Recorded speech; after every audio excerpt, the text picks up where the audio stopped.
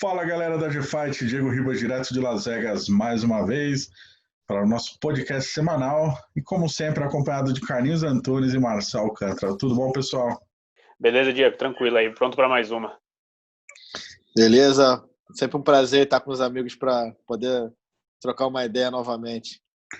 E esse último final de semana, né, a gente teve um evento não muito badalado, Jessica Eye e Cynthia Calvillo lideraram o evento relativamente fraco. Eu estava lá, aliás, estava dentro da arena pela primeira vez, acompanhei o UFC vazio, sem torcida, de dentro da arena, uma experiência bem interessante.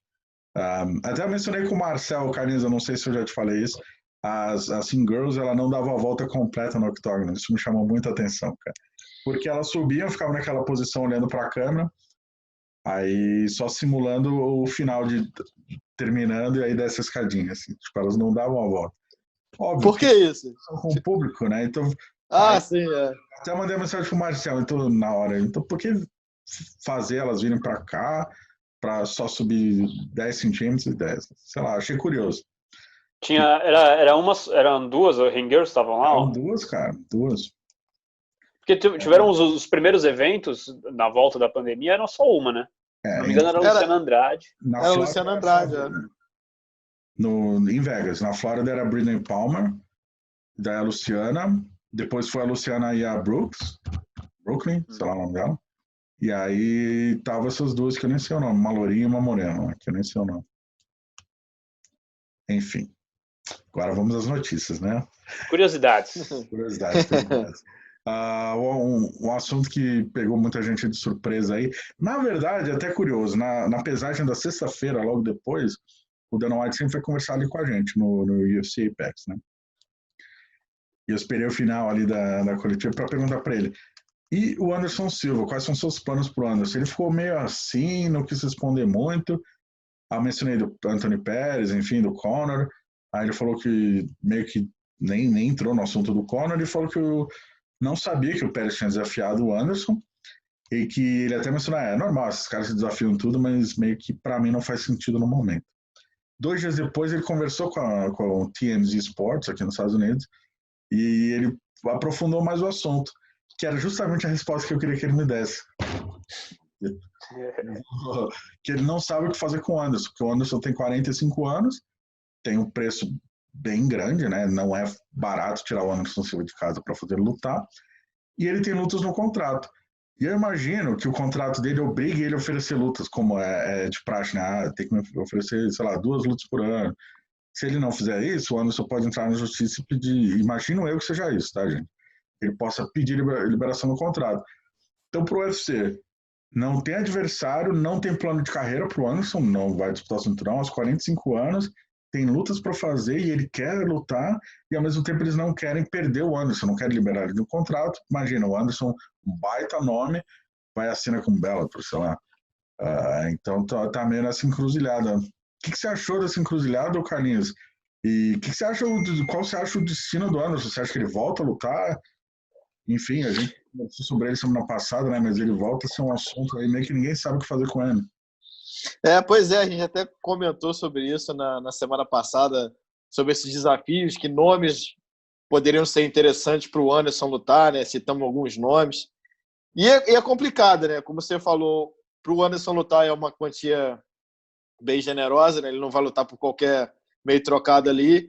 Então, e o UFC fica numa situação delicada, né? Porque o Anderson já não está naquela fase que ele não vai lutar pelo cinturão, ele também não vai pegar só galinha morta, porque também não é interessante. Então, tem que ter algum nome interessante, atrativo a mais para tirar o Anderson para lutar. O Anderson já tem 45 anos, né? Não é nenhum garoto. Para ele fazer um camp, para ele lutar, tem que ser alguma coisa bem legal para ele também, não só para o UFC. Então, uma questão bem delicada, né? Semana passada a gente ficou batendo cabeça aqui que nomes seriam legais para o Anderson poder lutar de novo.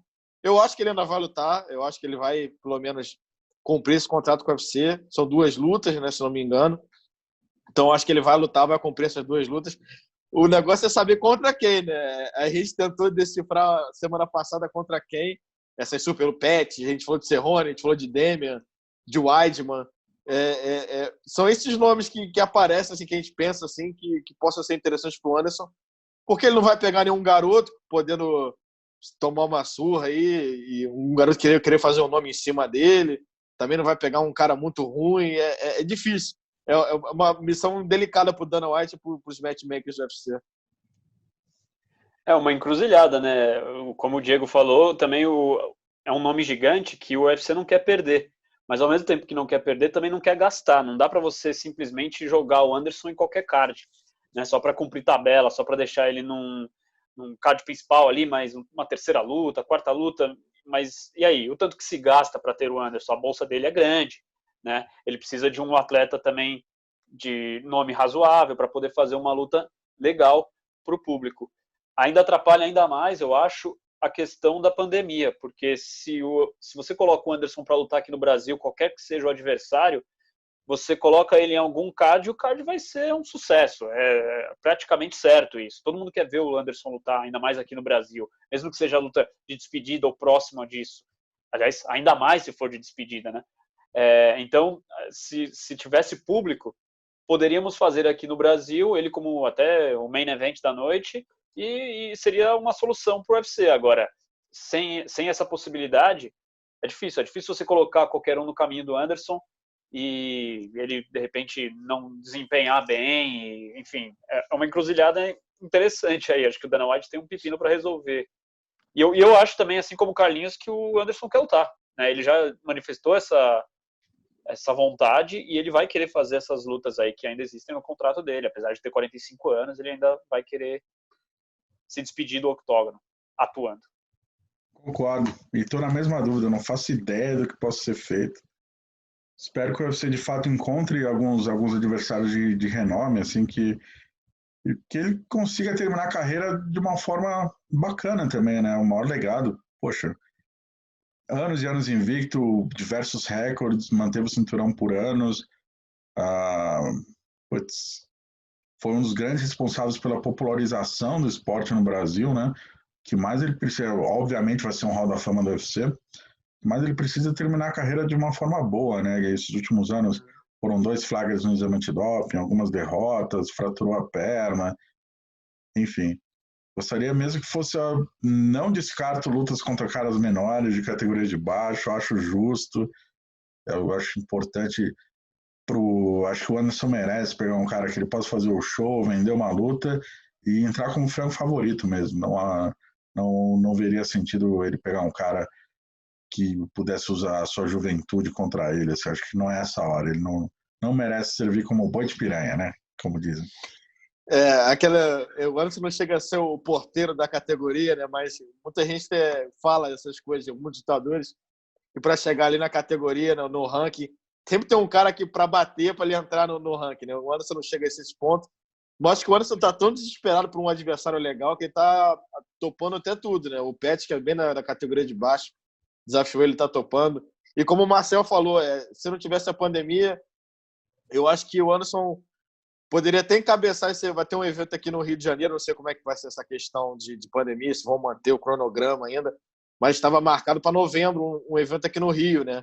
E seria uma grande oportunidade do Anderson lutar, né? Ele aqui acabou de operar o joelho, se machucou contra o Cannonier, ainda em 2019, né? Então, seria uma boa oportunidade do Anderson. Eu acho que, como o Marcel falou, qualquer evento com o Anderson no Brasil é sucesso, porque o pessoal, não importa se ele tem 45 anos, não importa se ele não é mais o mesmo, o pessoal quer ver o Anderson e ele ia servir para encabeçar qualquer card aqui no Brasil, com certeza. Concordo.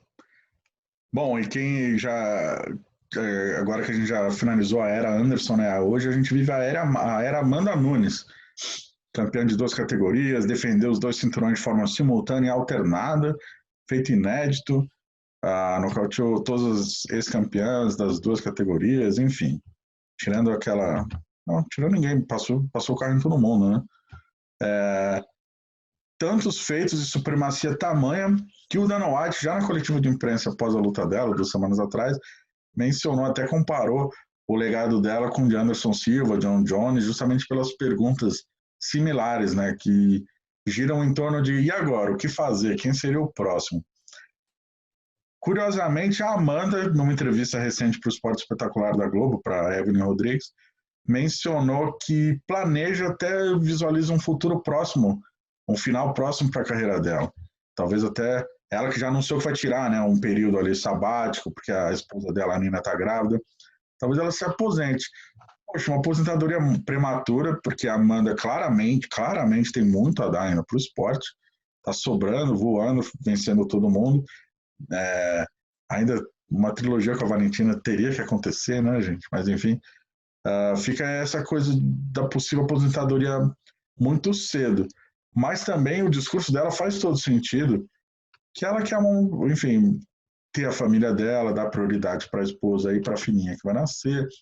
Ela mencionou também que quer ser mãe, gerar um filho na própria barriga, enfim. Eu queria saber o que você acha, Marcelo, se você foi pego de surpresa, assim como eu, com esse anúncio da Amanda, ou se você já esperava algo do tipo.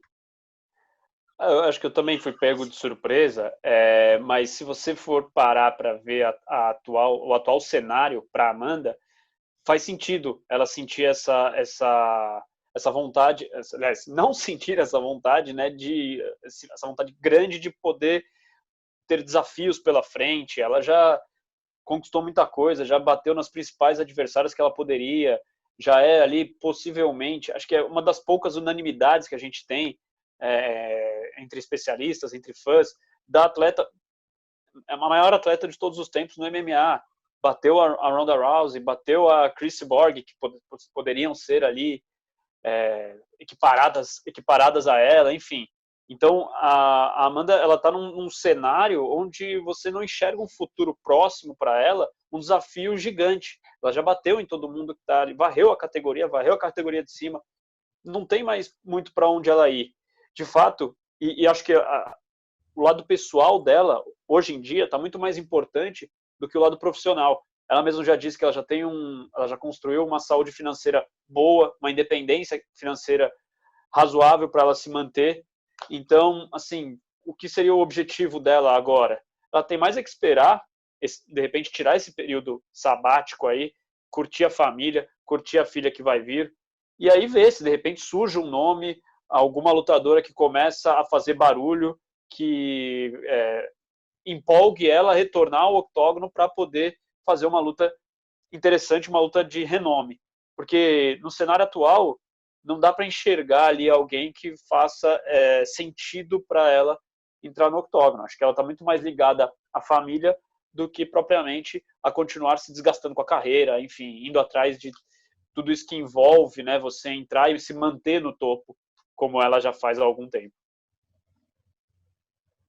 Carlinhos, alguma consideração? Eu concordo plenamente com tudo que o Marcel falou. Eu acho que ela chegou num ponto da carreira que ela não tem desafios, né?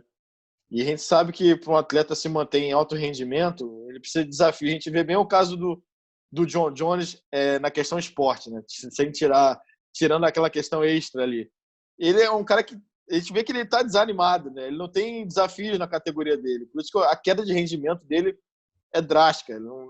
Apesar de ele enfrentar caras que são bons nomes, como o Dominic Reyes, o Marreta, ele não é aquela coisa, não é aquele desafio, não é aquela coisa que ele sai de casa empolgado. Eu acho que eu vejo a Amanda assim, ela varreu os principais rivais, todas as campeãs ela ganhou, e na categoria do peso galo, ela varreu todo mundo, o peso pena, que são poucas lutadoras, ela também ganhou das que tinha, ganhou da principal, que é a Chris Borg.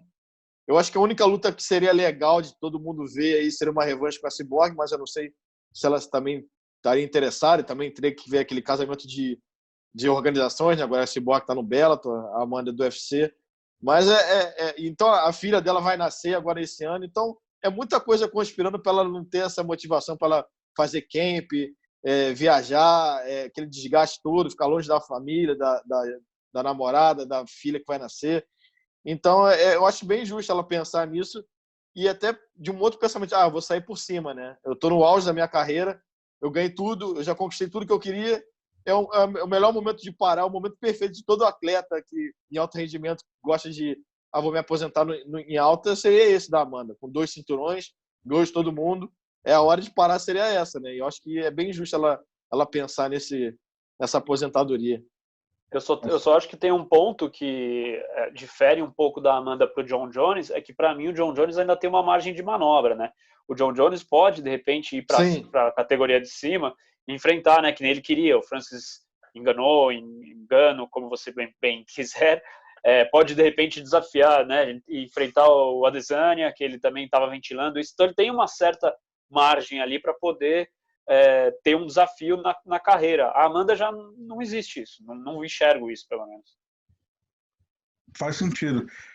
Tem alguns outros pontos, por exemplo, para Amanda, sei lá, cara, eu acho que a trilogia com a Valentina precisaria acontecer, assim. Eu acho a maior luta do MMA feminino hoje possível e que faz sentido dentro do UFC, né? Mas concordo. Mas com 2 vitórias para Amanda fica complicado, né? É que a segunda foi questionável, né? É questionável. Mas...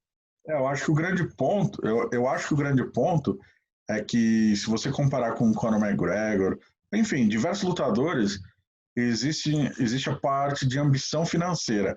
A Amanda sempre deixou claro que ela não tem esse tipo de ambição. Poxa, o Conor ficou rico faz 5 anos, ficou milionário faz 4 ou 3 anos e meio, e ainda continua lutando por bolsas milionárias. A Amanda tem uma origem muito humilde, ela realmente era muito pobre, e ela já conseguiu mudar não só a vida dela, como da família dela. A família dela já comprou um sítio, comprou uma casa lá na Bahia, ela já tem uma bela de uma casa na Flórida. A Nina também é lutadora, a Nina, que hoje é manager e até assessora de imprensa dela, ajuda muito a Amanda. Enfim, as duas, imagino eu, que sabem muito juntas administrar dinheiro. Então, essa parte de ambição para ela já tá solucionada, né? Pô, ela lutou fez main event do UFC 200 quando lutou com a Misha, foi main event quando, sei lá, lutou com a Ronda, com a Holly, com a Cris, acho que ela foi com main event, já foi com o main event do John Jones, então são 4 anos só com luta de pay-per-view, né? Só ganhando parcela de pay-per-view, de eventos grandes. Então, e ela já entrou para a história, né? Ela vai ser Hall da Fama também. Enfim, ela tem muitos fatores. Acho que a ideia dela de aposentadoria é muito mais legítima do que a do Conor, que você citou, do que a do Cerrudo, que recentemente também se aposentou, a gente não sabe direito. Acho que a parte deles de aposentadoria é muito mais ligado à situação financeira do que propriamente a Amanda. A Amanda realmente é algo que ela realmente pensa, eu acho. Eu acho que a Amanda também traçando um outro paralelo, a gente pode até pensar, a Amanda meio o caso do Saint-Pierre, né? O Saint-Pierre, eu acho que aquele fim de carreira dele, ele já tinha varrido a categoria dos meio médio, já tinha ganho. Teve aquela luta polêmica lá com o Johnny Hendricks, muita gente viu a vitória do Johnny Hendricks. Mas depois ele parou ali, não estava animado, aí voltou, lutou no peso médio, ganhou e viu que não era não estava mais naquela gana toda de lutar, né? E a Amanda, até nessa entrevista lá para o Combate.com, ela até falou também outro plano de ser técnica, né? De formar novos lutadores. Acho que seria interessante isso também.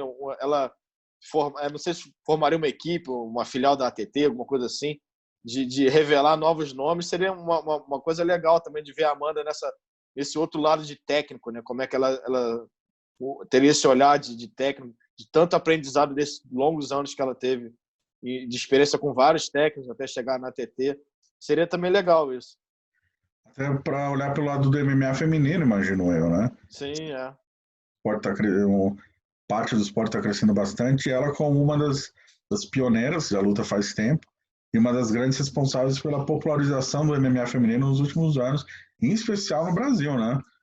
Que ela se tornou, poxa, hoje o Brasil tem apenas 2 cinturões do UFC inteiro, os 2 são da Amanda. A única parte ruim, eu acho, da aposentadoria dela agora seria o fato de ela não ser ainda um nome gigante aqui no Brasil, e nem sei se vai chegar a ser um dia, mas seria o lado ruim, né, para o mercado brasileiro. Se ela se aposenta, a gente deixa de ter um cinturão, apesar da gente ter várias chances aí, até daqui a alguns dias, né, nesse mês a gente vai ter chance de ganhar cinturão ainda, mas para nós, para o mercado brasileiro, é um pouco ruim esse lado, né? A gente vai perder uma campeoníssima de 2 categorias. Aí a gente entra numa outra discussão que é super plausível, muita gente se pergunta por que a Amanda não é tão grande quanto deveria ser, e de fato, muito dificilmente ela será, mediaticamente falando. Seus feitos no octógono são inconfundíveis, né? Irrepreensíveis, mas, poxa, vamos lá, analisando o mercado no Brasil, ela não mora no Brasil, ela não dá muitas entrevistas, de uns anos para cá ela só fala com parceiros do UFC, tipo Globo, ESPN americana, né? Então ela já não dá muitas entrevistas, só dá para veículos escolhidos, digamos assim, a dedo, em períodos quando ela quer. Então ela não é muito midiática, ela não tem aquele carisma natural que alguns lutadores têm. Para o público brasileiro em específico, poxa, ela liderou o card do UFC Rio, né, contra a Raquel. Venceu e fez o discurso pós-vitória em inglês no Rio. Isso no Brasil não pega bem porque muita gente não fala inglês, muita gente... Sabe como é no Brasil? Tem aquela coisa do... Não só no Brasil, né? Você está no seu país, você venceu, você vai falar com a sua plateia, você vai falar com o pessoal que está vendo pela TV. Foi uma escolha dela. Não, enfim, nem vou entrar no mérito, mas... E na última luta ela fez o mesmo, né? Ela venceu e também teve entrevista lá, ela só falou em inglês, não deu nenhum obrigado Brasil, valeu, um beijo pra minha mãe, sei lá. Ela só mencionou a mãe dela em inglês, dizendo que... Foi a única parte que ela mencionou o Brasil, na verdade, falando que ela tinha falado com a mãe dela, alguma coisa assim. Enfim, então ela também tem uma parcela, acredito eu, na minha opinião, de culpa nessa imagem não tão gigante dela aqui no Brasil, né? Já mencionei até algumas vezes com você, Diego, de por que ela não vem logo depois de vencer algum título, vem para o Brasil fazer programa de TV, ir na Globo, em outros canais, enfim, dar entrevista. Ela fazia, mas ela fazia depois de um tempo, ela nem fazia logo depois da luta, ela fazia depois de um mês, de 2 meses, quando já estava um pouco mais frio. Enfim, acho que falta talvez um pouco disso também, dessa ambição de ser gigante aqui no Brasil. Eu ia entrar nesse ponto. Eu também não sei se ela quer. Né? Numa dessa, ela nem quer, e aí, Dani, o que você vai fazer? Tipo o Rafael dos Anjos. O Rafael dos Anjos, quando era campeão, eu lembro de uma vez a gente fez uma entrevista, acho que foi o Roman, quando o Roman trabalhava com a gente, ele fez... Não sei se foi exclusivo ou foi tipo, sei lá, um Media Day no Rio. Ele perguntou se o dos Anjos era campeão dos pesos leves, né? Estava se tornando muito popular no Brasil. Se ele tinha a pretensão de se tornar um grande ídolo, como o Popó foi, o Guga, não vou nem dizer Ayrton Senna, que é um outro patamar, mas como esses atletas foram, né? Ele falou que não tinha, não. Se quebra a pauta do repórter, né? Tipo, não quero, cara. Tô de boa aqui, cara. Eu acho que se quem fosse a dona desses 2 cinturões fosse a Cris Cyborg, eu acho que o negócio seria até mais diferente. Eu acho que a Cris Cyborg tem muito mais nome aqui no Brasil. A galera que acompanha a MMA das antigas tem um grande carinho pela Cris. Então, eu acho que se a Cris fosse essa dupla campeã aí, eu acho que ela ia popularizar muito mais o MMA feminino. Além dela ser bem mais conhecida que a Amanda aqui, apesar da Amanda ter 2 cinturões, a galera gosta muito da Cris Cyborg aqui, tem até a torcida organizada da Cris, aí conta da Amanda, tem uma rivalidadezinha delas aí, mas eu acho que se a Cris Cyborg fosse essa dupla campeã do Brasil, eu acho que ia dar um outro boom, sabia? Por causa que o pessoal do Brasil aqui, que acompanha mais antiga, a Cris tem aquele negócio de chutebox das antigas, é amiga da galera, Vanderlei, Verdun, esse pessoal todo. Eu acho que até que se fosse a Cris aqui, essa campeã, acho que seria até diferente esse cenário. Concordo, mas aí eu não preciso nem tão longe, né? Por exemplo, porque a Cris ela já é muito grande, né? Mesmo estando no Belado, ela é muito famosa. Então, por exemplo, a Jéssica Batistaca. A Jéssica, como campeã, ela faz muito mais o trabalho de divulgação do esporte do MMA feminino como um todo do que a Amanda. Claro, mora no Brasil, mas, pô, dá muita entrevista, é muito carismática, né? Não se nega a falar, fala muito e fala bem também, poxa. Tem uma história super bonita da vida dela, a relação dela com o Mestre Paraná, com a esposa, enfim. Eu acho que nesse trabalho midiático de vender o esporte, que não é uma obrigação do atleta, de forma alguma, mas a Jéssica faz muito, muito melhor isso. Eu ia citar até a Beth Correia, cara. A Beth Correia tem um carisma enorme, velho. Ela também seria uma campeã sensacional quando ela lutou contra... Cara, ela falastrona, ela seria demais, cara. Enorme. A Beth campeã, putz, a Beth ia ser gigante, cara. Só que a Beth não rolou. É aquela coisa de carisma, né? Carisma faz muita diferença. Em todos os esportes, né? A gente vê, às vezes, atletas enormes que não têm carisma e não são tão grandes como poderiam ser, apesar de no esporte mesmo, na modalidade que eles praticam, eles serem. E no MMA é a mesma coisa, né? Carisma, é muito carisma. A gente vê campeões são gigantes e não tem tanto carisma que poderiam alcançar muito mais gente. Sim. A Beth tem um talento natural, né, cara? Tipo, ela tinha, sei lá, 10 lutas invicta e ela furou a fila até da própria Amanda, assim, para disputar o cinturão, sabe? Na questão do trash talk, falastrona, desafiou a Honda, que ganhou, Nem falar inglês. ganhou das amigas da Honda e acabou pegando esse hype aí da Honda e foi bem, fez o trabalho certinho. Eu lembro de um UFC Los Angeles, fevereiro de 2015, eu tava lá, era para ser o Vitor, mas foi o main event foi a Ronda com a Cat Zingano. Cat Zingano, aquele show de estratégia, que foi 14 segundos, né? Foi tentar quedar a Ronda. A Beth foi para aquele evento como guest fighter. No dia do evento, cara, a Beth foi genial. Meteu um tubinho rosa, assim. Chegou, cara, roubou a cena na coletiva de imprensa, chamou a Issa para traduzir, cara, só falou, não, vou quebrar a Ronda no meio, não tem, tipo, só disparou poderosidade. Cara, os gringos piraram nela, assim, do tipo, durante a luta da Ronda, a Beth sentou na primeira fileira da arquibancada, não era nem no floor, né? E tinha um câmera do UFC aqui, ó, a luta inteira, nela, só para filmar as reações dela, já estava vendida a luta. E aí, no countdown da luta dela com a Ronda, era aquelas imagens dela vibrando, fazendo a Four Horsemen aqui, pegava os... E a luta dela aqui contra a Ronda Rousey no Rio de Janeiro, né, foi espetacular, assim, o nível que tava de hype do UFC, com as duas promovendo a luta, foi um espetáculo, assim, até a Ronda tinha uma baita torcida no Brasil, né, foi um dos momentos, assim, um dos highlights do UFC no Brasil, com certeza foi aquela luta. E ainda tem, a gente poderia fazer um programa só de falar de Amanda Nunes e do porquê ela não ser essa pessoa. Eu acho que também tem um pouco de machismo do esporte nisso aí, que aí é um lance que é muito maior, que a gente poderia discutir muito mais. O fato dela ser assumidamente lésbica, casada, enfim, eu acho que ainda tem um lance de, tipo, a beleza da Ronda ser mais... vendável mais o padrão, enfim, acho que tem um pouco disso também. Então, assim, a gente tem muitos aspectos que a gente poderia ficar falando aqui por horas. Sim. Talvez se ela fosse uma musa dessas, assim como a Honda, teria um outro público, né? Também tem isso, né? Eu acho, para finalizar, amarrar o assunto, nada melhor do que um exemplo, né, para presentificar o que o Marcel falou. No MMA masculino, a gente vê caras que não lutam tão bem, vendendo mais pelo poder de venda, né, do trash talk, enfim, de ser midiático. Michael Bisping foi um grande exemplo ao longo da carreira dele, foi porteiro por ano, só se tornou campeão, que o Rockhold fez, um gênio do que também, e perdeu aquela luta, mas, putz, dá pra gente citar diversos atletas que vendem na garganta, né? Mas não chegam a ser tão grandes quanto campeões, óbvio. Se a gente fizer o mesmo parâmetro de comparação no MMA feminino, Paige VanZant é maior do que qualquer campeã do UFC hoje.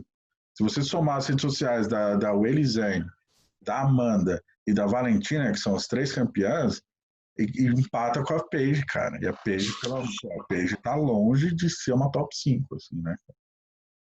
Qualquer divisão, o 115 e 125, não tem como. Mas a Paige, e aí entra o lado do machismo. Por quê? Porque, porra, Paige é super bonita, carismática, reality show, e adora provocar nas fotos ali. Ela e o marido dela na quarentena só estão tirando foto. Ela é super midiática.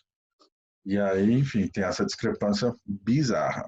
Para quem não Outra que chegou também super hypada no UFC foi a Juliana Penha, né? Também, que também tem esse lado. Enfim, a gente tem muito... É complicado o UFC, o público do MMA ainda é muito atrelado a isso. Pô, quer ver, além da excelente lutadora, quer ver uma mulher que aos olhos dele seja bonita. Então, é complicado. Tem muitos aspectos a serem abordados sobre esse tema. Muito. Mas para a gente não ficar o dia inteiro só sobre isso, a gente vai amarrar hoje e outro dia a gente volta nesse tema. Mudando aqui de assunto, então. Carlinhos, queria pedir sua opinião. Você que aí é do Rio de Janeiro, conhece bastante a carreira do Rafael dos Anjos. Rafael dos Anjos está flertando aí com a possibilidade de voltar aos pesos leves, tudo indica. Pareceu bem mais magro aí no seu Instagram.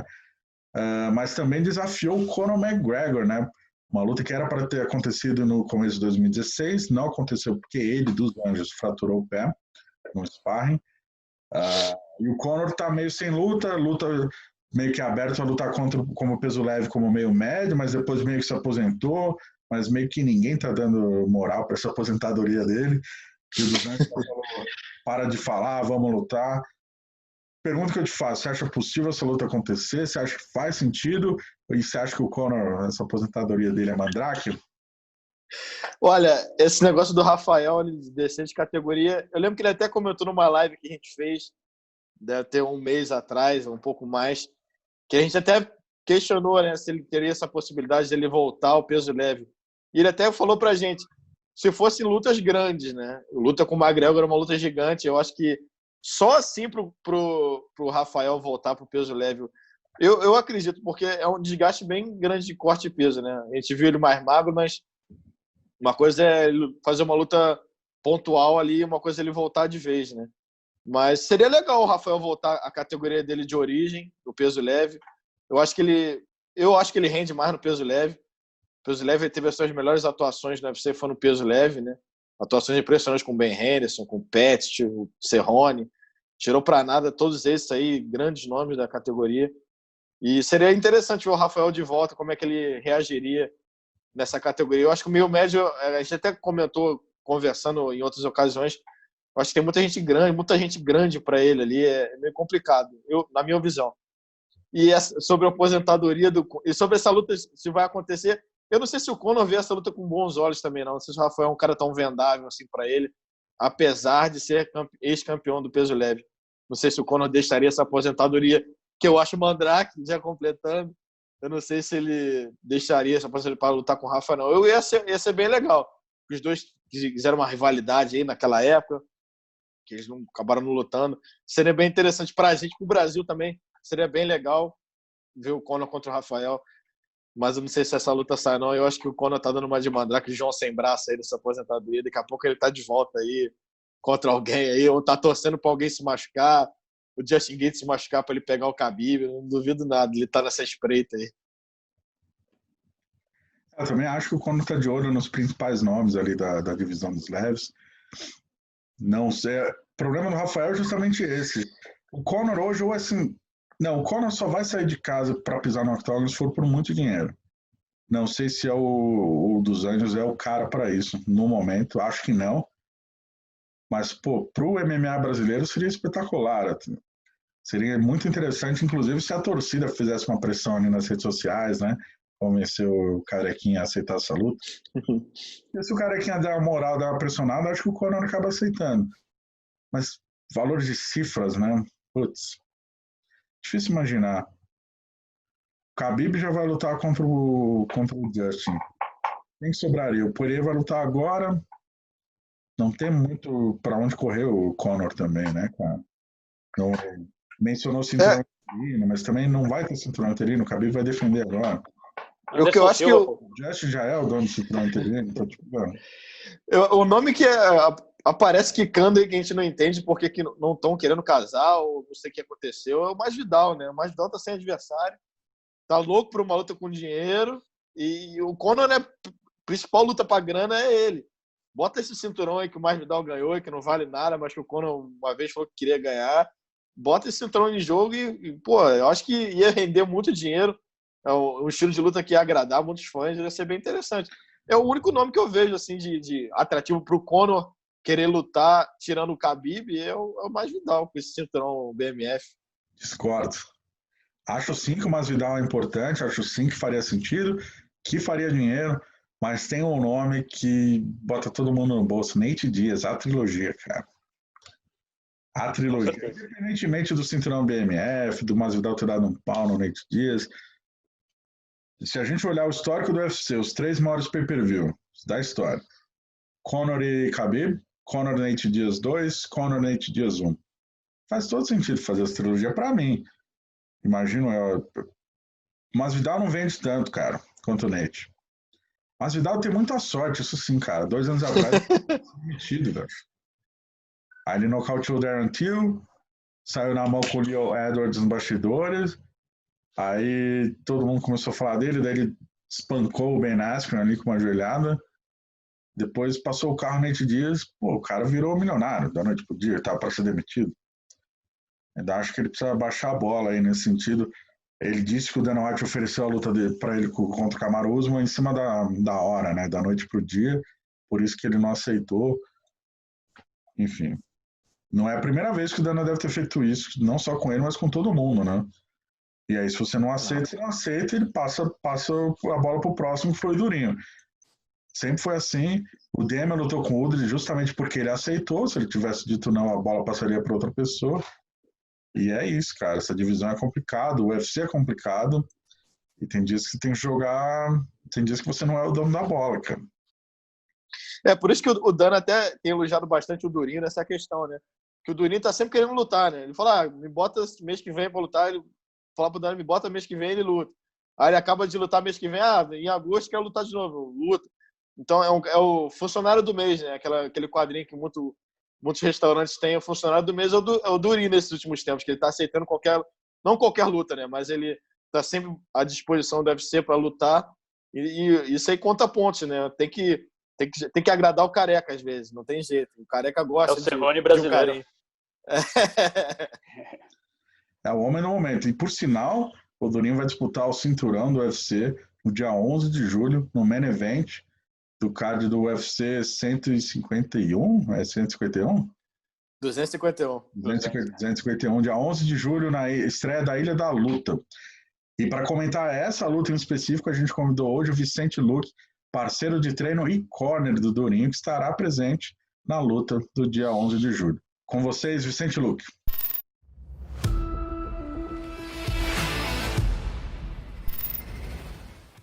Isso aí, pessoal. Como anunciado, estou aqui com Vicente Luque.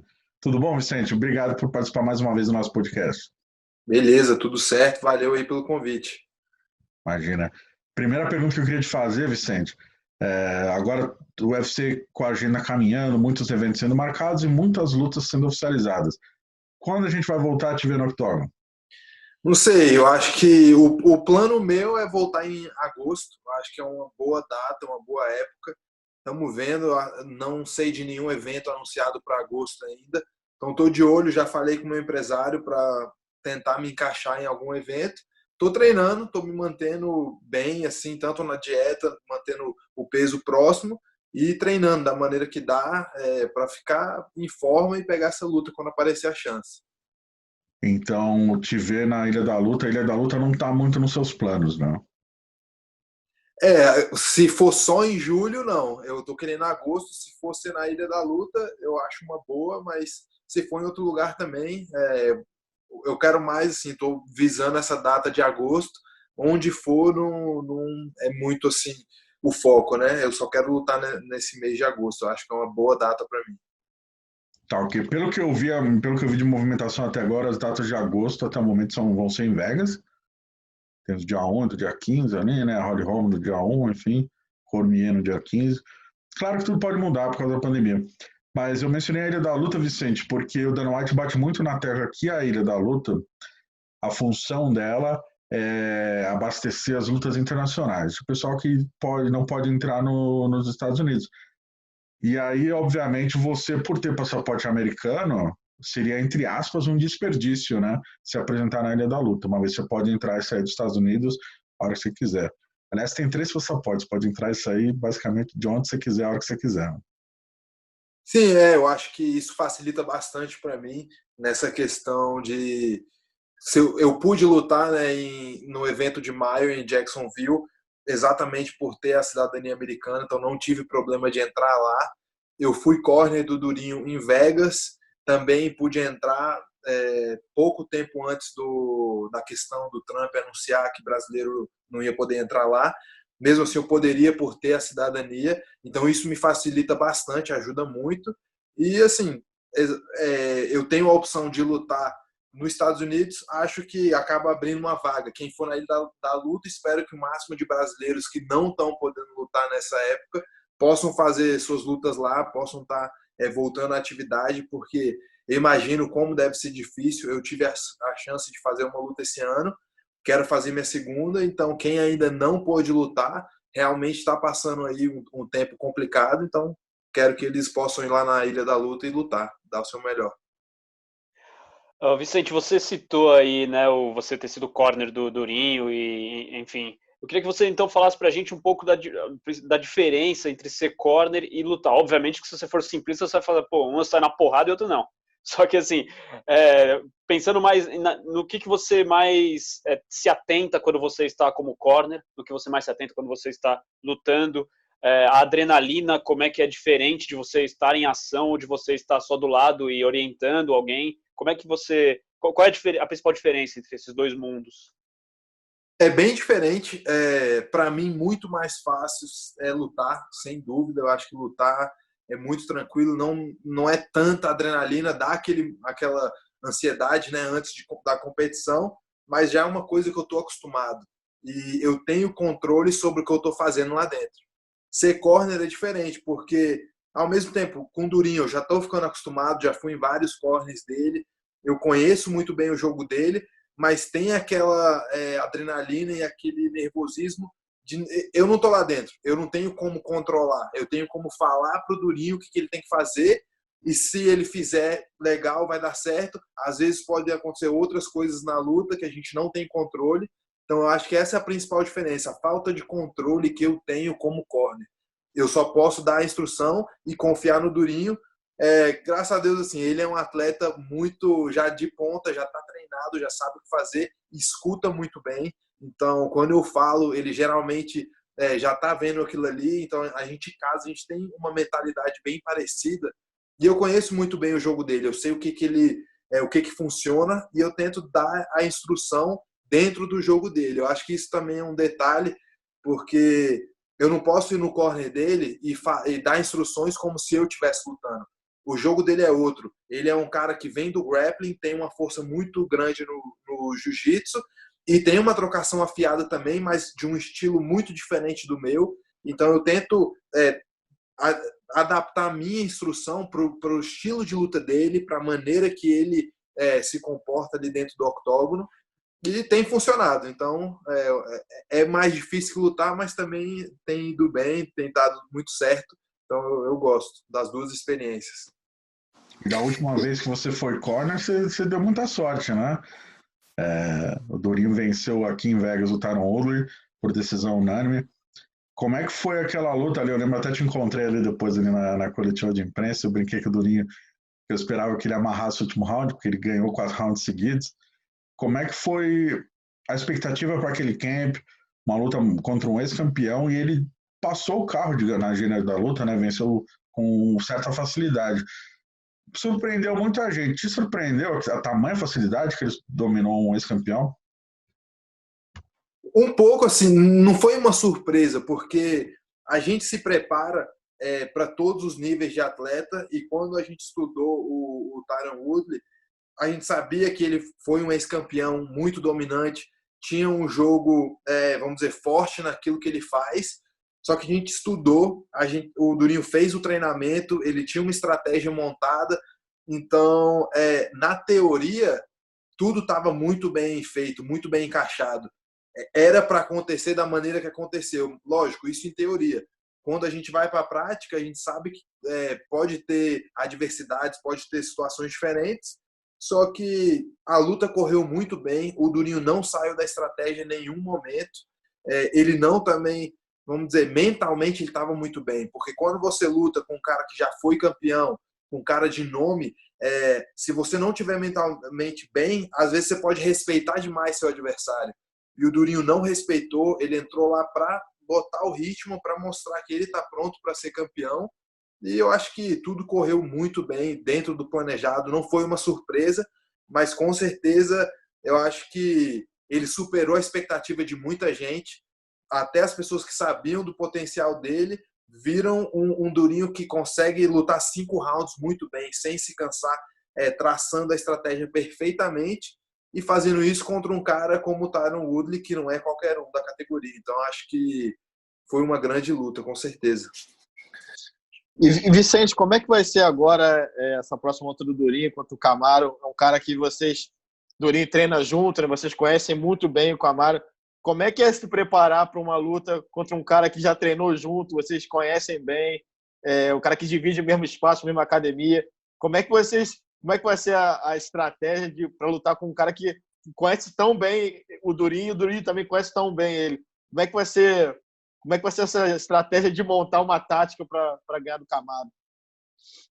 Eu acho que, sem dúvida, é uma coisa diferente, não só pelo fato da gente conhecer ele, ter uma boa relação, tanto eu como o Durinho, a gente tem uma relação muito boa com o Kamaru, e só coisas boas para falar dele também. E como atleta, ele é um grande atleta, é um campeão que está aí mostrando por que é campeão, porque ele está sendo tão dominante. Só que o fator diferenciado dessa luta é o quanto um conhece o jogo do outro.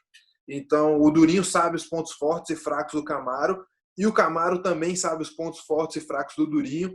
Então, isso, vamos dizer, coloca a luta, mas eu diria que mais naquele estilo antigo, onde a estratégia talvez não fizesse tanto a diferença, e sim quem vai estar mais preparado no dia e quem vai estar com mais vontade.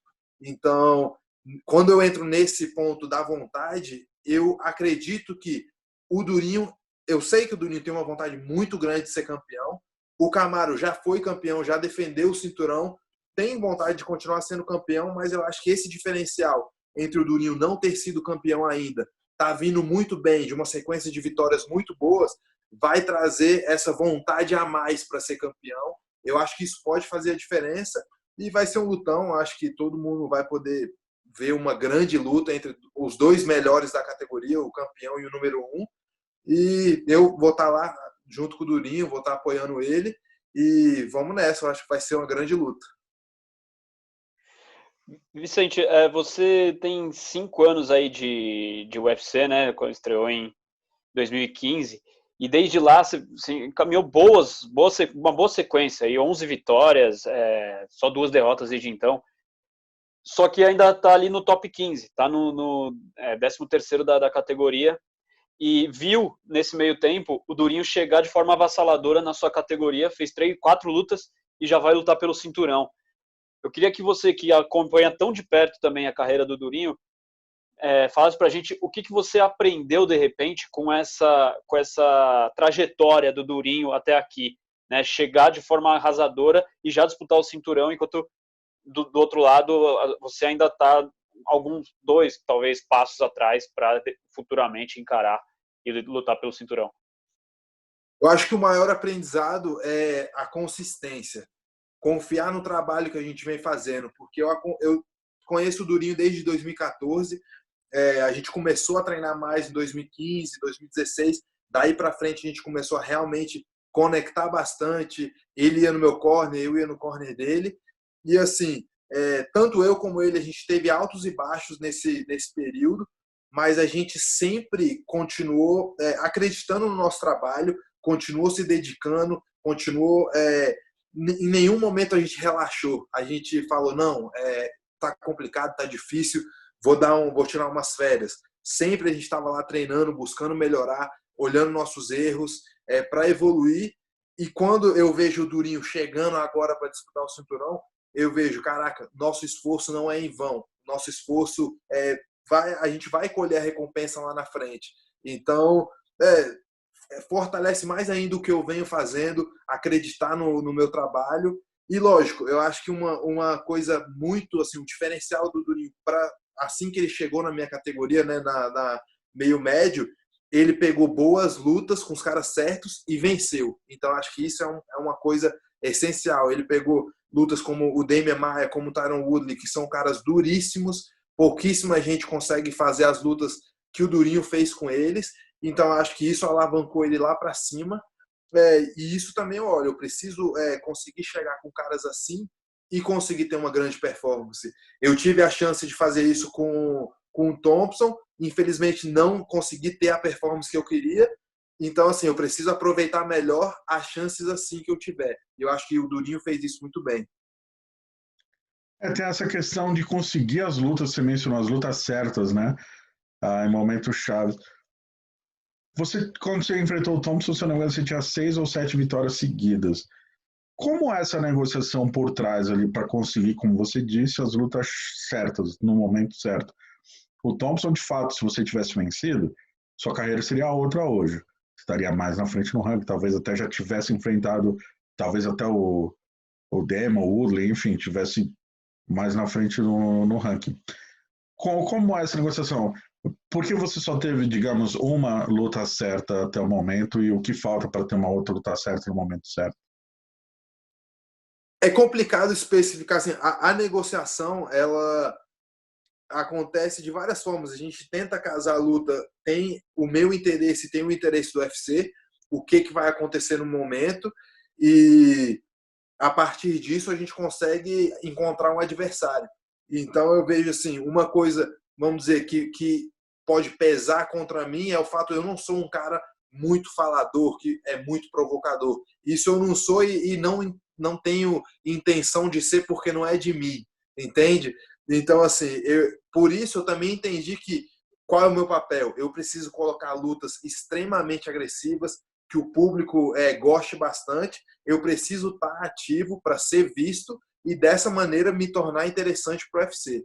Então, eu acho que a gente precisa ser um lutador que vende, de alguma forma. Então, acho que eu estou construindo o meu poder de venda com o meu estilo de luta, com o que eu trago para o octógono, e a partir disso eu comecei a conseguir lutas melhores. Quando eu consegui o Thompson, acabei não vencendo, e depois disso ficou complicado esse ano, porque com tudo que aconteceu, eu realmente fui atrás de lutar. Então, o cara que eu conseguisse, eu queria lutar, eu consegui o Nico Price, e daí aconteceu. Então, assim, é complicado especificar como que eu posso conseguir um cara lá dentro do ranking, até porque não depende só de mim do UFC querer a luta. O meu adversário tem que querer também, e eu não sou o tipo de adversário que qualquer um vai querer lutar, porque ganhando ou perdendo vai ser uma luta complicada. Quando eu entro lá, eu provavelmente vou machucar o outro cara também, e na situação que for vai ser ruim para o outro cara. Então não é todo mundo que quer lutar comigo também. Sim, eu entendo. Até pela questão do risco do prêmio, né? Vamos supor, Exatamente. o risco de te enfrentar é alto, mas dá até para usar o ranking, né? Vou me arriscar contra esse cara, sendo que ele não é um top 10. E aí isso até o ranking nesse tipo de negociação pode até te atrapalhar, imagina, porque aumenta o risco e diminui o prêmio, né? Mas uma coisa, nessa linha de raciocínio que você mencionou, que era a pergunta que eu queria te fazer, é justamente o perfil. Você não tem um perfil de provocar. Eu entendo também é uma coisa muito dos brasileiros. Mas se você for ver, o Durinho mudou isso um pouco. Ele passou a pedir mais luta, dar nome, falar que era esse cara. Até a luta do Demi ele pediu nas redes sociais, se eu não me engano. Mas o Woodley mencionou o Usman, pediu, enfim, mencionou o nome do Kobe. Dar nomes, talvez uma postura um pouco mais enfática de pedir o cara de fato desafiar. Isso é algo que você pretende adotar, já que você vê o seu amigo fazendo e ter dado certo? Sim, assim, dar nome, sim, já é uma coisa que eu venho fazendo. Depois dessa minha última luta, eu dei tanto o Anthony Pettis como o Jeff Neal, como dois adversários que eu gostaria de enfrentar, são caras ranqueados. Mas, assim,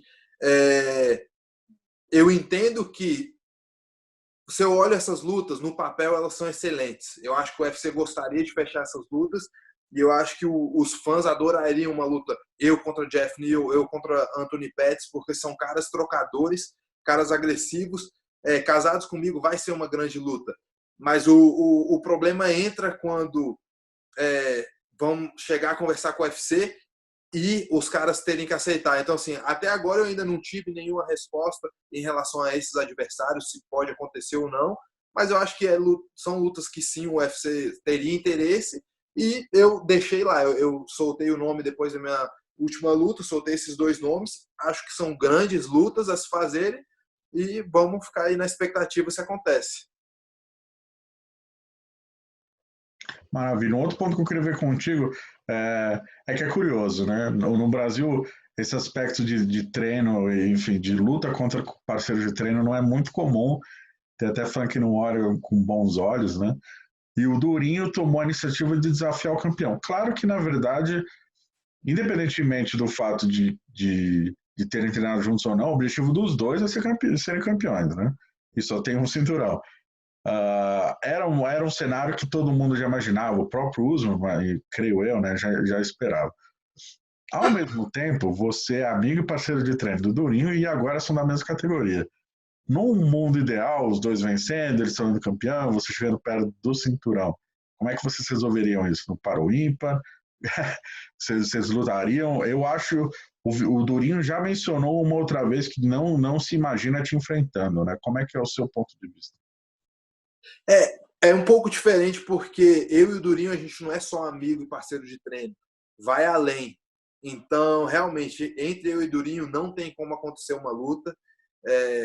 Eu espero que ele ganhe esse cinturão. Eu acredito de verdade que ele vai ganhar o cinturão. E quero que ele segure esse cinturão até eu chegar lá.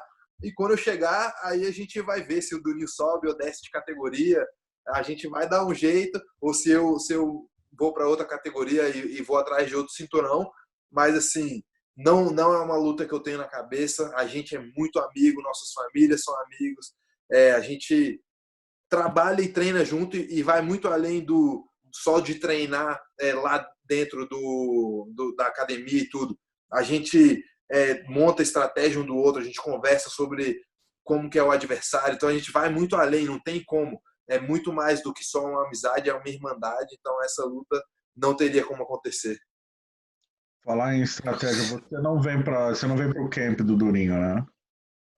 Não, nesse camp não vou conseguir estar fisicamente presente, mas vou estar acompanhando, a gente conversa muito. Eu, Durinho e Daniel, o meu treinador aqui do Cerrado MMA, que também ajuda muito o Durinho. Então, assim, a gente mantém esse contato, né, pelo WhatsApp, ou então a gente conversa por vídeo para tá tudo alinhado. Já que eu vou ser corner, eu vou estar lá ajudando ele.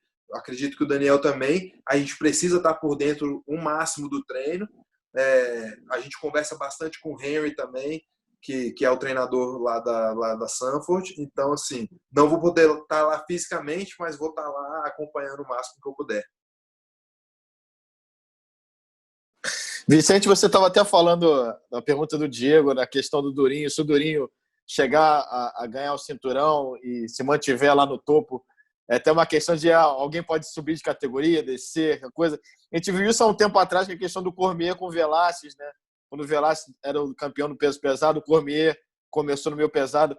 É uma possibilidade que você pensa mesmo, você conseguiria subir de categoria, lutar bem no peso médio, é uma coisa que você já no futuro, até antes do Durinho chegar nessa possibilidade de ser o campeão e se manter lá no topo, era uma possibilidade que você cogitaria no futuro, poder render também tão bem quanto você rende no meio médio, no peso médio? Sim, subir para o peso médio é uma coisa que eu tenho em mente. Lógico, eu tenho meu objetivo nessa categoria dos meio médios, o objetivo é ser campeão aqui, mas eu sempre tive esse plano de subir, principalmente mais para frente na carreira, depois dos 30, 32 por aí, até pela natureza humana, né? A gente vai subindo de peso com a idade, vai ficando mais difícil esse corte de peso. Então, eu acho que para minha saúde seria interessante eu subir. Mas não é um plano que eu tenho agora, nesse momento. Mas, lógico, a gente não sabe se tiver uma oportunidade de subir e pegar uma grande luta, já chegar lá e fazer expressão nessa categoria, mexer com a categoria de cima, com certeza eu faria. Eu acho que não é um peso muito maior, né, do que o meu, então para mim eu acho que seria uma boa jogada também. Você aceitaria uma luta assim, em cima da hora no peso médio? Como o Durinho acabou subindo de categoria meio assim também, né? Ele pegou uma luta em cima da hora e acabou ficando. Você aceitaria também uma luta? Caiu um adversário do peso médio, você tá ali com um peso tranquilo, você aceitaria pegar uma luta assim em cima da hora no peso médio? Hoje, eu aceitaria se fosse um top 3. Aí sim, eu aceitaria porque eu já sei que quer dizer entrar ali para a briga do cinturão. Mas abaixo disso, eu não aceitaria porque eu tenho o objetivo de chegar no topo da categoria que eu tô. Mas assim, lógico, se me dão alguém do top 3 da categoria dos médios, aí já a conversa muda, né? A gente está indo para o top 3 para pegar um cara de muito nome, eu com certeza iria sim. E já que a gente está falando de próximo passo, você citou aí Anthony Pettis, Geoff Neal, né?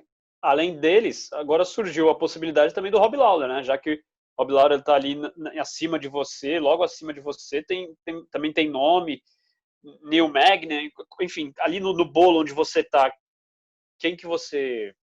Ops, imagina, caiu aqui uma lâmpada. Sim, também são bons nomes. O Rob é um cara que quando eu estou na Flórida, eu acabo treinando com ele, então seria um pouco a situação igual o Camaro e o Durinho. Mas, assim, tendo essa luta, se me oferecessem e for do interesse dele também, eu estou dentro, com certeza. Eu acho que é um nome que tem muito a acrescentar, um cara que já foi campeão, tem uma história gigante no UFC. Gostaria de enfrentar também. O Magny, eu realmente vi, ele voltou para o ranking agora. É um cara duríssimo. Eu tinha uma luta marcada com ele no ano passado, acabou não acontecendo. Ele teve problemas com a usada, mas assim foi resolvido. E assim é um outro nome, é uma outra possibilidade. Gosto desse nome também. Alguém ali dentro do top 15, eu estou muito de olho. Gostaria de enfrentar bastante alguém dentro do ranking e não tenho preferências, vou falar, esse daqui é o cara. Eu luto com qualquer um ali. Tirando o Durinho, eu luto com todos os outros nomes. Você mencionou que já treinou com o Rob, né? O Lawler treina junto com o Usman, com o Durinho ali, né? Você já treinou com o Usman, certo? Sim, já treinei já. Você que treina, acompanha bastante o Durinho, já treinou com o Usman, conhece o jogo dos dois. Como você mencionou, o jogo pontos fracos e fortes de ambos, né? Como é que você imagina a luta ali na hora? É engraçado porque é uma luta, vamos dizer, a gente poderia colocar que são dois grapplers, pelo histórico dos dois. O Kamaru, um grande wrestler, o Durinho, um cara monstro no jiu-jitsu. Mas, assim, eu vejo a luta acontecendo em pé. Os dois gostam da trocação, vamos dizer assim, eles têm desenvolvido muito, têm treinado muito a trocação, cada vez são trocadores de mais e mais alto nível. Então eu vejo a luta acontecendo em pé bastante, até porque se você pensa do grappling, pelos dois serem grapplers, eles acabam se anulando um pouco. Eu não acho que o Kamaru queira trocar chão com o Durinho no chão, porque o Durinho é muito perigoso. No máximo, talvez ele tentaria amarrar a luta, mas o Durinho também é um cara muito forte, é muito difícil prender ele na grade. Então eu vejo essa luta acontecendo bastante em pé. E em pé, eu acho que o Durinho ele tem uma explosão maior. Ele consegue entrar num raio de ação muito rápido e ele tem uma mão muito pesada. Então eu vejo assim, a vantagem em pé do Durinho é essa mão pesada. E o Kamaru tem uma experiência de octógono, de lutar 5 rounds muito grande. Então acho que o Durinho impondo o jogo dele, ele consegue superar isso sim, mas lógico, o Kamaru é um grande lutador. Treinei muito com ele já, sei que é um jogo duríssimo, mas ali é luta de cachorro grande, são dois caras muito bons. Treinando com os dois, eu sei o nível de força dos dois, eu sei que vai ser uma luta fantástica e acredito muito na vitória do Durinho. Mão por mão ali na trocação, comparando os estilos dos dois, você acha que o Durinho levaria vantagem na troca de golpes em pé? Eu acho que se for assim, quem tem a mão mais pesada, o Durinho sem dúvida tem a mão mais pesada. Ele é muito explosivo. O Kamaru ele tem uma envergadura maior, então ele sabe controlar bem essa distância. Ele às vezes sabe ficar ali na distância onde ele não toma golpes. Mas ao mesmo tempo o Durinho tem esse estilo de encurtar rápido, muito explosivo. Eu acredito que em pé o Durinho tem a vantagem, principalmente nessa mão rápida que ele tem. Maravilha. Vicente, a última pergunta que eu queria te fazer, já que mencionaram, você até mencionou possíveis rivais, eu queria saber se um duelo talvez com algum brasileiro, o Demian Maia, te interessaria? Ele que tem apenas, se eu não me engano, apenas mais uma luta por contrato, acabou de ser superado pelo Durinho, né? Um grande nome, talvez. Se a gente analisar a parte de mercado, talvez seria bom em tese para você se popularizar ainda mais no Brasil, ele que é muito forte, seu nome é muito forte no Brasil, né? É uma luta que te faria sentido? Com certeza. eu não sou o cara que, assim, eu não escolho primeiramente os brasileiros, mas não recuso também. Eu acho que é um esporte, a gente é profissional, a gente está aqui para lutar com os melhores. O Damian foi um dos melhores, já disputou cinturão diversas vezes, então, assim, acho que seria uma grande luta. Ele está em número 7, se eu não me engano, hoje, então seria uma luta ali em cima, vamos dizer, aquele tipo de luta que eu preciso para dar uma alavancada grande. É um nome que gostaria bastante de enfrentar, com todo respeito também, sem de maneira alguma querendo, não sei, ofender ele de nenhuma maneira, mas acho que seria uma grande luta para mim e também seria uma luta interessante para ele pegar alguém dentro do ranking. Então, eu acho que chega um momento que não tem como, os brasileiros têm que se enfrentar e eu acho que isso é um bom sinal, que a gente está bem, né? Os brasileiros estão subindo, então por isso estão tendo que se enfrentar. Maravilha. Marcel Carlinhos, tem mais alguma pergunta? Eu acho que é isso aqui, por mim. Aproveitando só o gancho do Ribas, falando de brasileiro, tem um outro brasileiro no ranking também que é bem amigo do Durinho, que é o Rafael dos Anjos, né? Também, o Rafael tá o mesmo caso do Demian. O Rafael é um grande amigo do Durinho. Você pode conhecer o Rafael também, não sei se você conhece tão próximo assim. O Rafael também seria uma opção. O Rafael também que está sem luta, é um ex-campeão do peso leve. O Rafael se encaixaria nesse esquema do Demian ou vai mais para a turma do Durinho, que você não enfrentaria também? Não, com certeza eu lutaria com o Rafael. Já encontrei ele algumas vezes em eventos, conversei com ele. Ele é muito amigo do Durinho, então sempre que o Durinho está lá, ele já cola com o Durinho, conversa. Mas assim, voltando, a gente é profissional, isso é um esporte, não tem como a gente não lutar. Eu falei antes, do ranking inteiro, o único cara que eu não enfrento é o Durinho. Então, com o Rafael dos Anjos, lutaria sim, acho que é um lutão também. É um dos caras que, assim, sempre admirei muito da maneira que ele se tornou campeão. Ele chegou no UFC, teve dificuldade no início, continuou trabalhando, virou campeão. Então, assim, é um cara que eu admiro, mas com certeza lutaria, até para me testar, para ver meu nível contra um cara como o Rafael. Acho que seria uma grande luta. E, para mim, tem tudo a acrescentar. Até para finalizar aqui, talvez um palpite meu. Pelo que eu entendi de movimentação, assim, eu acho até que o Rafael vai voltar para os leves, cara. Eu tô sentindo que ele vai mudar de categoria de novo. Não sei se é verdade ou não, mas é o que eu tô sentindo. Pode ser, né? A gente nunca sabe. Tá muito movimentada. 70 e 77 é uma coisa, os caras estão sempre subindo e descendo. A gente fica pronto pro que vier. 70 para você é impensável, né? Impensável, não dá. Eu luto 7-7 desde que eu tenho 17 anos. E assim, com 17 eu pesava mais ou menos 83 quilos. Aí eu vim subindo de peso, crescendo dentro dessa categoria e me adaptei muito bem nesse peso.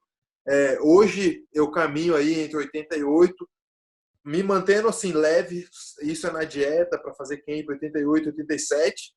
Mas se descuidar, eu acabo passando dos 90. No passado até já fiz isso algumas vezes, mas não gosto, prefiro me manter mais leve para não sofrer no corte de peso. Então, assim, 70 quilos não dá, não. Maravilha. Então, Vicente, brigadão pela conversa mais uma vez. E é isso aí, pessoal. Em breve a gente vai ver Vicente Luque de volta no octógono, em agosto, provavelmente. Valeu.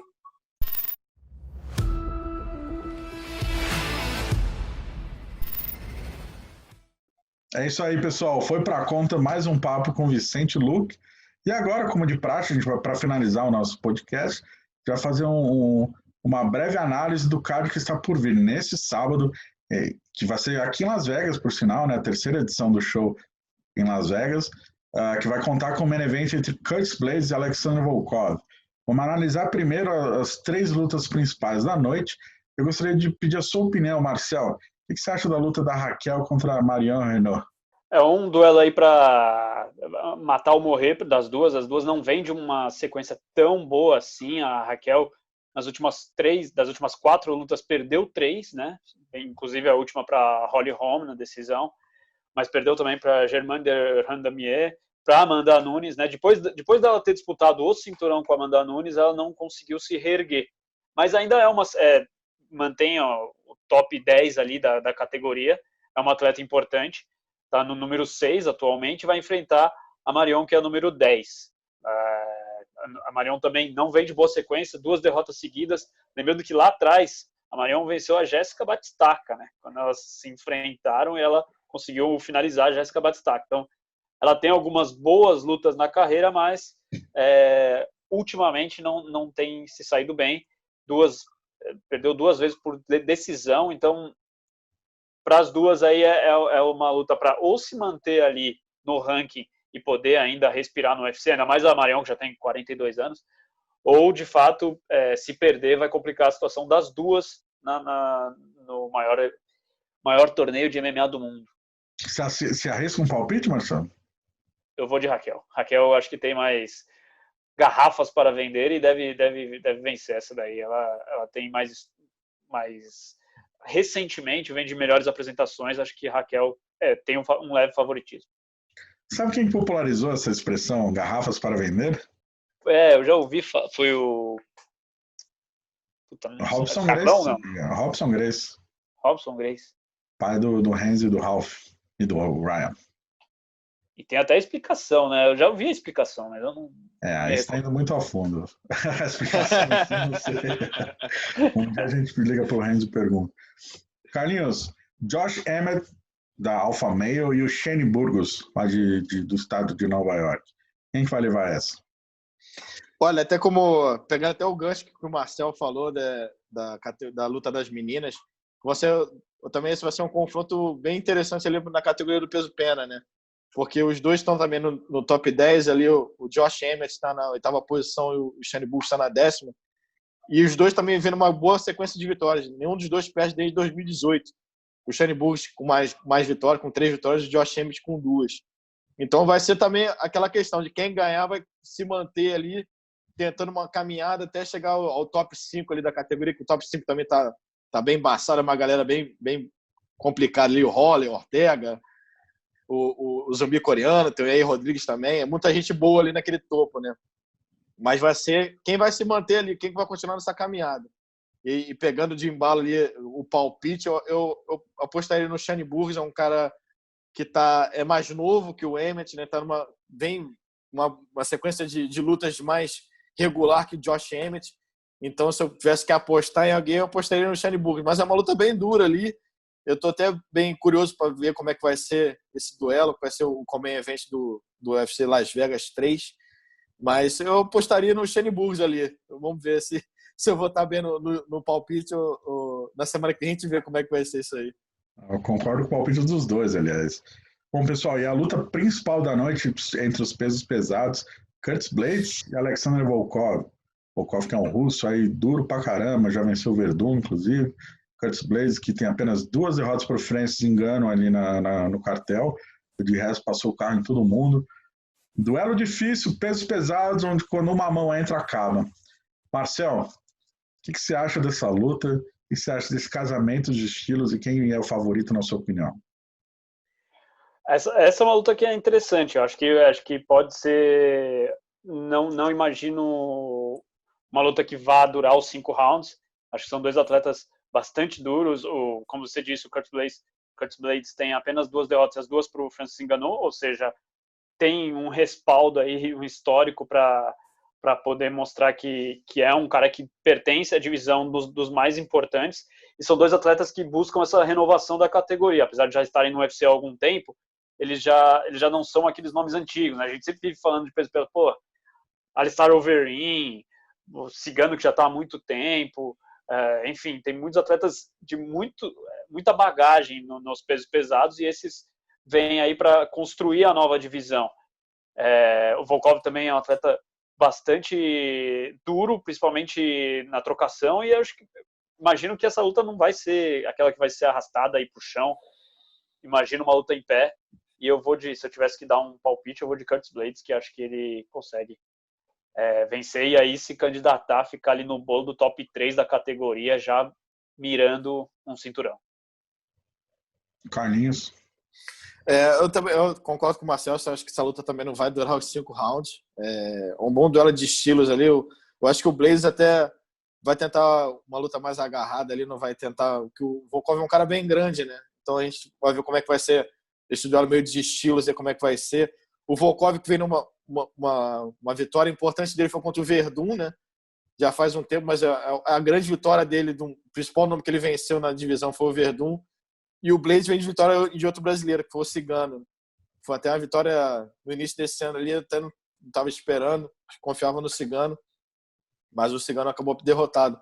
Eu também, se tivesse que apostar, eu apostaria no Curtis Blaydes, um cara que só perdeu do Ngannou, e por perder do Ngannou hoje em dia é uma coisa praticamente quase normal ali na categoria, todo mundo está perdendo do Ngannou, tirando o Miocic e o Cormier, que o Cormier enfrentou ele. Mas eu também, se tivesse que apostar, eu apostaria no Curtis Blaydes ali para tentar voltar a postular uma nova disputa ali, tentar se aproximar de disputa de cinturão. Talvez se ganhar essa luta, case uma luta dele com o Ngannou de novo, no evento do Miocic e o Cormier, para ver quem que vai disputar com o vencedor. Talvez, tô dando umas matchmaker aqui, mas tô chutando. Mas talvez seria acontecer. Acho que talvez quem vencer essa luta possa se colocar nesse evento do Cormier com o Miocic contra o Ngannou, para ali o vencedor disputar o cinturão com o vencedor de Miocic e Cormier. Acho que é um bom cenário ali para a categoria do peso pesado. Eu sou obrigado a concordar com todos vocês hoje, todos os palpites. E eu prevejo, de fato, uma luta relativamente fácil para o Curtis Blaydes, cara. Acho que nesse confronto de estilos aí, a explosão dele deve fazer diferença, porque o Volkov, ele não começa tão forte, ele mantém o ritmo, né? Ele é um atleta duro, principalmente em luta de 5 rounds, a gente viu contra o Verdun, que ele não cai, o ritmo dele não cai muito, ele mantém tanto em pé quanto no chão. Ele não é nota 10 em nada, mas ele é nota 7 em tudo, assim. Ele é um cara chato, né? Muito alto, envergadura, atlético, que mantém um nível. Então, todo round ele vai te incomodar. No entanto, principalmente nos 2 primeiros rounds, cara, o Blaydes é muito duro, muito forte. Talvez um dos melhores wrestlers da divisão. Bate pesado e vem para o atropelo, cara. Eu imagino ele nocauteou o Cigano, já nocauteou o Overeem, venceu o Mark Hunt. São nomes muito melhores e muito maiores do que o Volkov, né? Então, imagino uma vitória relativamente fácil, talvez ali no segundo, terceiro round. Eu só acho difícil pro Blaydes, na verdade, a luta é ruim para ele porque ele tem meio que a obrigação de vencer para se manter lá em cima, e eu não acho que o UFC casaria uma terceira luta dele contra o Ngannou, uma vez que ele já foi derrotado e nocauteado 2 vezes. Então, acho que o Francis está mais para esperar o cinturão. E aí o Blaydes ia ficar meio que num limbo ali, sem ter muito uma margem de manobra para ele, né? A categoria dos pesos pesados está muito sem nome, né? Livre. A gente via mesmo a questão do Cigano. O Cigano estava um tempo, desde janeiro sem lutar, ele estava sem adversário até semana passada ali, com o Jairzinho, que acabou de lutar com o Ngannou, né? Então tá muito difícil ele de casar essa luta, principalmente no topo, porque a galera meio que se enfrentou ali em cima e é difícil casar esse negócio, né?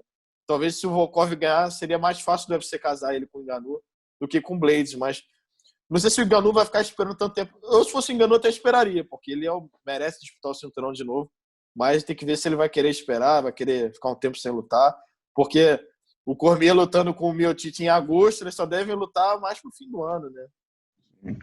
Ainda mais com pandemia e tudo, né?